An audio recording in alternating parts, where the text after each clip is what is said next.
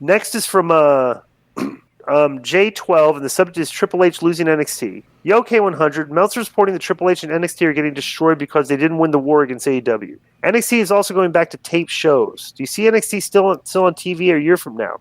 Thanks, and that's J12 from Parson Note. I don't.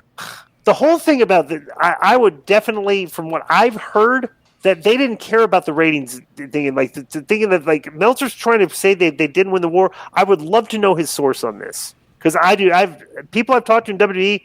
That's not an issue. That like Vince is mad at Triple H because they didn't beat NXT in ratings. Bro, if Vince was mad at Triple H because they didn't beat NXT in ratings, would be like the most ridiculous narrative for a guy coming and like, dude, your show that you're producing with no competition is getting its lowest ratings of all time. So how can you be mad at a show losing to another show in ratings when your show is bottomed out? So I don't even think I don't think the ratings discussion is even brought up that much at WWE because they're not trying to get ratings. It doesn't look like, none of these shows are. Like the formulas that you use to get ratings and some of the things you do, like perfect example. What do you think of this, Conan? There were two ways I looked at this. Did you watch Rampage? Yeah.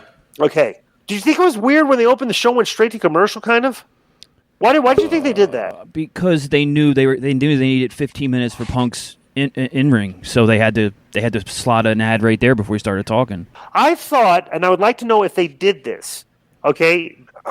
So people could have time to call their friends. Yes. As they would go to commercials, and people could be buzzed like, "Hey, you can call your friends and tell them the Punk's on."